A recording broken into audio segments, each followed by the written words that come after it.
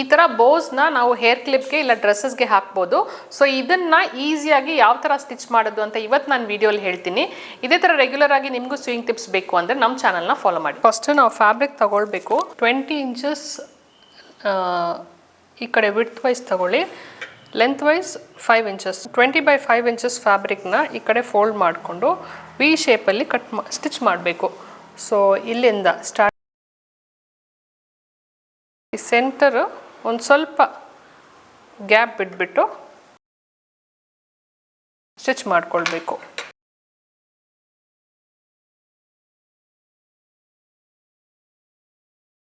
So ಈ ಥರ stitch ಮಾಡಿದ್ಮೇಲೆ ಈ ಎಡ್ಜಸ್ನ ಹಿಂಗೆ ಟ್ರಿಮ್ ಮಾಡ್ಕೊಳ್ಳಿ.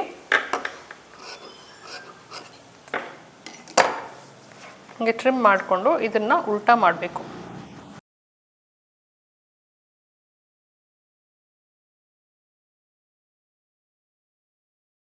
ಸೆಂಟರ್ ಮಾರ್ಕ್ ಮಾಡಿಕೊಂಡು ಈ ಥರ ಈವನ್ ಆಗಿ ಫೋಲ್ಡ್ ಮಾಡ್ಕೊಳ್ಳಿ. ಸೊ ಈ ಥರ ಫೋಲ್ಡ್ ಮಾಡಿದ್ಮೇಲೆ ಇಲ್ಲಿಂದ ಹಿಂಗೆ ಇಟ್ಕೊಂಡು ಬಂದ್ಬಿಟ್ಟು ಇಲ್ಲಿ ಒಂದು ಸ್ಟಿಚ್ ಹಾಕಬೇಕು. ಫಸ್ಟ್ ನಾವು ಸೂಜಿ ದಾರದಲ್ಲಿ ಒಂದು ಸ್ಟಿಚ್ ಹಾಕೊಂಡು ಬಿಡೋಣ. ಈ ಥರ ಫೋಲ್ಡ್ ಆದಮೇಲೆ ಈ ಥರ ರೆಡಿ ಆಗುತ್ತೆ. ಸೊ ಈ ಥರ ರೆಡಿ ಆದಮೇಲೆ ನಾವು ಒಂದು ಪರ್ಲ್ನ ತಗೊಂಡು ಸೊ ಈ ಥರ ಒಂದು ಪರ್ಲ್ ಹಾಕ್ಕೊಂಡು ಈ ಥರ ರೆಡಿ ಮಾಡ್ಕೊಳ್ಬೋದು.